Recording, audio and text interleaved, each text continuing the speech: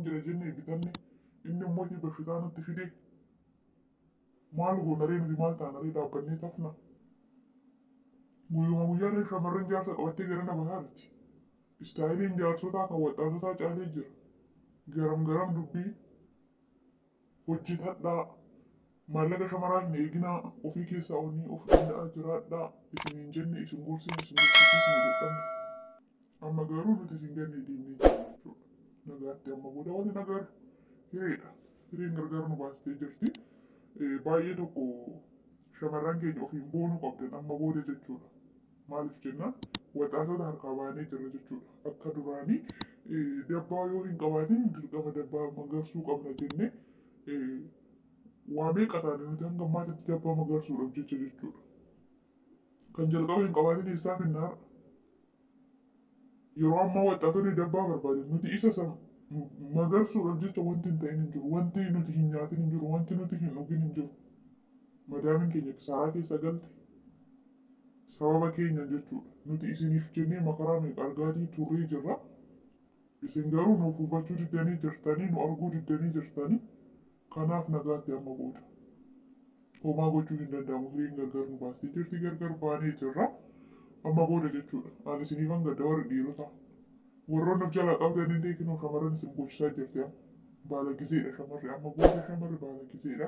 Kanaaf shamarroonni bakka gammaddanii warroonni dhiirota warroonni shamarran of jalaa qabdan waxxaatee of jalaa qabdanii miidiyaa irra teessanii dabbaa shamarran biraa eegdan shamarran mana keessa jirtu seeraan kunuunfadhaa jabeeffadhaa. Sababbiin isaa isin jalaa baatee jaarsa heerumte waan ta'eef jechuudha. Jaarsi qalbii qaba yeroo ammaa mana keessatti. Jireenyi ammaarree jira. Jireenyi biyya ormaa ammaarree jira shamarran.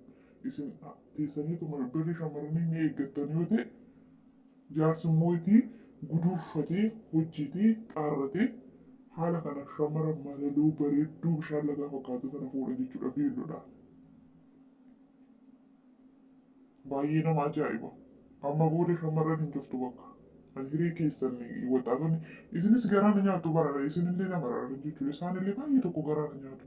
Hireen isaanii maal ta'a gara fuulduraa isaan hoo maal ta'u jedhee isaan yaada jechuudha. Osoo isaan dabba shamarranii maalii hin qabduu maalii hin qabduu maallaqa hin qabduu jedhanii osoo isaan irratti duulanu ani isaanii yaada jechuudha. Gargar baanee jira waliin agaruu dargaggoonni nagaatti. Ashama akka fuunee hordoftoota miseersituu hojjetaa jirtu bakka jirtetti nageenya waaqayyoo dhuunfaa baay'atu. Warroonni chaanala kanaaf haaraa taatan saskiraayib gochuun gara maatii kootti dabalamaa warroonni maatii koos taatanii nu hordofaa jirtan guddaa galatoomaa isiniin jedha. Guyyaa har'aas viidiyoo birootiin walitti deebinee jirra. Akkuma argaa turtan jara kana jechuudha. Guyyoota muraasan booda osoo qaal hin hatamin dura osoo maallaqa ishee deeb jalaa hatee hin bahin dura namni kunillee oduu gaddaa isaanitti hime jechuudha. Waan baay'ee tokko gara nama nyaatudha. Dhugaa yeroo ammaa kana keessatti namni baay'ee namaaf yaadu tokko hunda osoo hin taane garuu baay'ee tokko ulfaata. Osoo narra ta'ee wanta hin jaalanne tokko immoo gaafa namarraan geessisnu baay'ee tokko ulfaata jechuudha. Mucaan kun kaameraamaanii isaaniitidha kan ture kan gadduu keessa jiru Awudii Bilbileef kan jedheen yaada. Inni kun yeroo baay'ee kaameraa irratti hin bahu. Guyyuma san kaameraa irratti kanan arginneedhaan illee jechuudha. Kaameraamaanii isaaniitidha kan ture. Guyyuma tokkoon dhufee garuu akka isaan waliin amma booda hojjechuu hin barbaannee fi amma booda hojii dhuunfaa isaa akka eegalee akkasumallee yuutuubii akka banate kan isaanitti hime. Kanaafuu kana booda anis waliin hojjechuu hin danda'u. Hojiin isinatti baay'ataa yuutuubii dhuunfaa kootiitis banadhee jira. Kana booda hin barbaadu jedhetti itti mijachuudha. Egaa namni kun waggaa tokko ol kan isaa waliin jiraatu yoo ta'u waggaa tokko ol isaa waliin hojjechaa ture. Guyyaa tokkotti garuu dhufee haala kanaan amma booda isin waliin hojjechuu hin danda'u jechuun baay'ee ulfaata jechuudha. Kana jechuun namni hojii dhuunfaa isaa yoo eegale dirqama hojii san dhiisee kan isaa san dhiisee nu waliin hojjetu osoo hin taane garuu haalli namni tokko gaafa nu waliin hojii eegalee gaafa nu biraa deemu moodu haala ittiin deemu qaba malee oluma ka'eetu daqiiquma keessatti dhufee ani hin barbaadu jechuun hedduu akka ulfaatallee nama rifachiisalleedha jechuudha. Kanaaf namni tokko hojii hin barbaadu jechuun namni kun qaxaramee kaameraa qaxaramees ta'a akka obbolummaatis ta'a machiin tola namni hin hojjetuu fi kaameraa isaanii waraabaa jedhee hin yaadu. Kanaaf haala kanaan duraan isaa waliin hojjechaa ture waggaa tokko ol isaa waliin ture. Amma immoo amma bakka ta'anii hin barbaadu jechuun isaa baay'ee ulfaata jechuudha.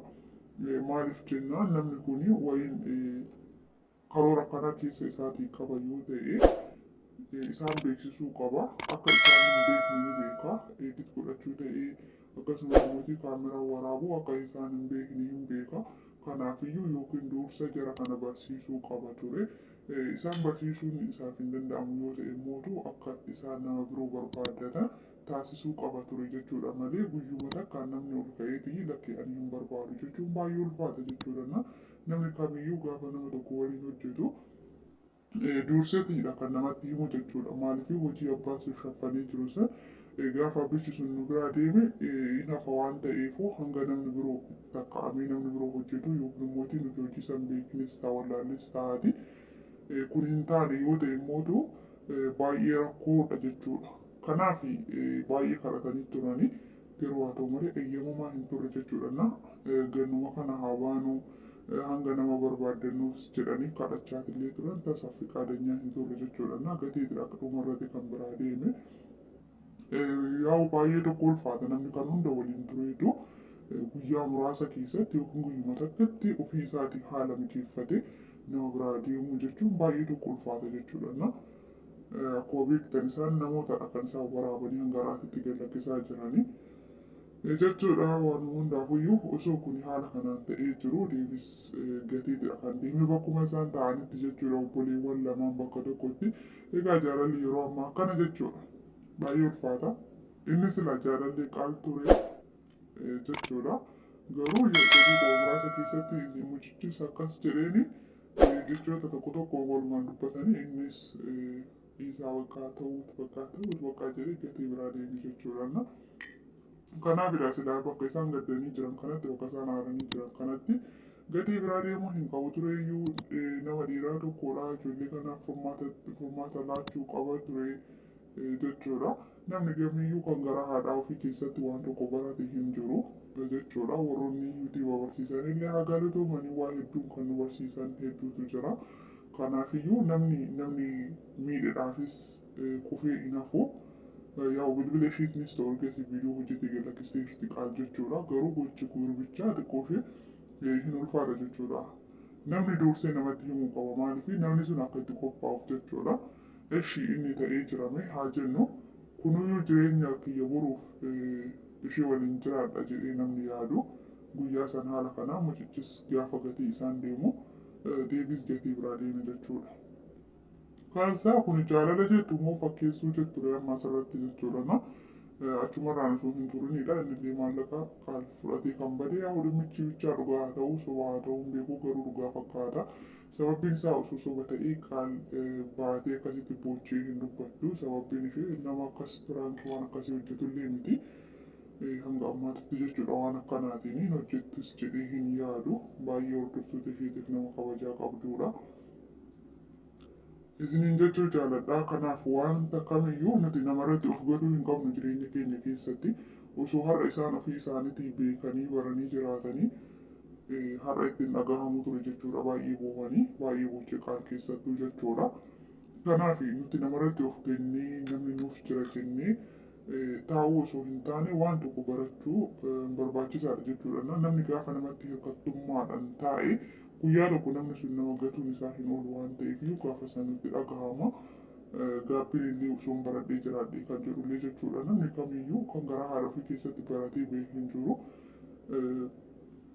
Namumarraa ilaaleetidha kan barate waan ta'eef mucichis osoo hanga har'aatitti barsiisee jiraate gaarii ture. Isaanis osoo hanga har'aatitti baratanii jiraatanii gaarii ture jechuudha. Kanaaf hedduu akka ulfaata waan akkana gochuun sirrii miti ture ta'ee mootii godhee jira. Ishiin hojii isaatti deemee jira. Deebis akkasumatti gatiitidha kan deeme jechuudha. Kanaaf nama irratti of gatanii taa'uun gaarii miti. Hanga danda'ame waan tokko garuu beekuudhaaf tattaaffachuun baay'ee barbaachisaadha. Namni har'a si jaalata, boru si jibbaa, har'a si gargaara, boru si dhiisa. Waan ta'eefiyyuu nama hunda osoo hin taane bichaa namni kamiyyuu hojii dhuunfaa isaa namni hojjechuu hin barbaanne hin jiru. macheef namni kan kee dhiisitii kootu kiyyaa bichaa naaf hojjedhu jedheetii namni tokko namas gaddaduu hin danda'u. Kaameramaan illee itti qabamuu miti.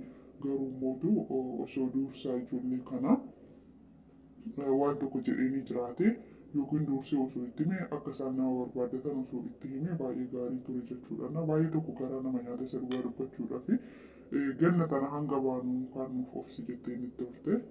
Garuu haa ta'u malee akka hin barbaanne akka yeroo hin kennineefidha kan itti hime jechuudha. Ji'uma takkaaf illee jedhaniitidha. Hanguma nama argannuuf illee jedhaniitidha kan gaafatanii turan. Garuu eeyyamuma hin turre mucichi kun gatiitidha kan isaan biraa deeme jechuudha. Kanaaf nama irratti ofi hin gatina. Ebeluun nuuf jira, inni nu gargaara, inni nu waliin jira osoo hin taane nuti hanga dandeenyuun waan barachuu qabnu, waan beekuu qabnu beekuun barbaachisaadha. Hojii hojjennu tokko irratti maal argisiisa jechuudha viidiyoon kun. Wanta hojjennu tokko muluu hojii san namni nu hojjeta. Genzabaanis kafallee hojjisiisuu dandeenyaati.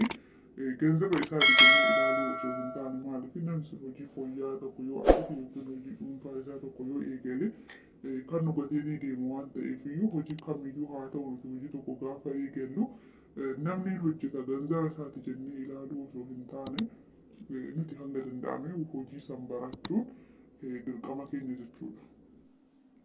Hojii san baruun dirqama keenyadha. Kan nu bira dhufee hojjetus barateeti kan hojjetu malee gara haadha isaa keessatti baratee yookiin immoo kenna gubbaarraa kennameedhaan akkuma dhalatetti hojii san beekee kan har'a ittiin hojjetaa jiru osoo hin taane jechuudha. Sirriidha. Hojii tokko baruudhaaf aarsaa nama kafalchiisa.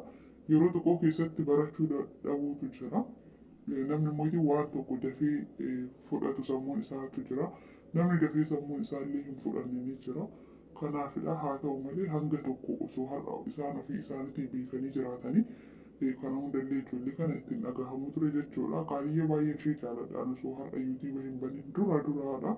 Yeroo isaan zanaa joomoo eenyudha chaanaala wayii hojjechaa turan yeroo san jechuudha. Naasuu yuutuuba hin banin dura haala saniin yeroo sanidha kanan isaan beeku jechuudha. Achirraa ka'aniitu iddoo kana gahanii yuutuuba dhuunfaa isaanii banii fi haala kanaan namoonni guddisanii har'a yuutuuba gurguddaa ta'anii hojjetaatidha kan jiran jechuudha. Kan namni gaafa beekamtii argate kan nama jaalatu hedduudha. Mucaan kun illee yeroo sanidha kan jaaladhee qaaliyyee baay'een jaaladhaa nan fuudhaa ishee malee jiraachuu hin danda'u kakachaa ture jechuudha. Nama waaqayyo waame anan ajaa'iba kan har'a akkana godhuun isaa hin oolleef jechuudha. Biyaansi piraankiis irratti hojjetaadhaaf jedhee ani hin yaadu har'a jechuudha. Namni koomadiina cabse birrii fudhatee bilbila isaa balleessuun piraankiis hin fakkaatu. Osuma ta'eeyyuu immoo haala kanaan piraankiis nama godha jedhee hin yaadu. Egaa viidiyoo isaanii kalee malee leengadda akkas hojjetan keessatti baay'ee garaa nama nyaatanii jechuudha. Birrii ishee karaadhaaf teechifattee birrii isheetillee fudhateetidha. Fiqiranya yookiin jaalallee kan jedhamu kun kan ishee jala fudhateetiyyee bade jechuudha. Hedduu takka garaa nyaatti isa dhugaa dubbachuudhaaf jechuudha. Adaraan namaatillee ishee bira akka jirudha kan dubbatte jechuudha. Kanaaf isaanuu jechuun nama hojjaadhaan gaggabaaboodha. Garuu hojjaa isaantu yookiin qomati isaantu gaggabaaboodha malee sammuun isaanii baay'ee gaarii nama hojjechuu danda'u nama yaaduu danda'udha. Nama kamii olitti nama keessa isaanii gaarummaan jirudha. Namaaf waan gaarii yaadudha ijoolleen kun yeroo baay'ee jechuudha. Keessattuu qaalii isin jechuu barbaadan jechuudha. Nama miidhuun gaarii miti. Guyyaa tokkonillee miidhamuu taana. Namni kamiyyuu gaafa hojii nuuf hojjetu nuti barachuun dirqama keenya jechuudha hojii sana. Gaafa namni sun nu gatee deeme nutti hin dhagahamu waan ta'eef maaliif hanga nama argannu nuti hojjechuu dandeenya waan ta'eef. Namni sun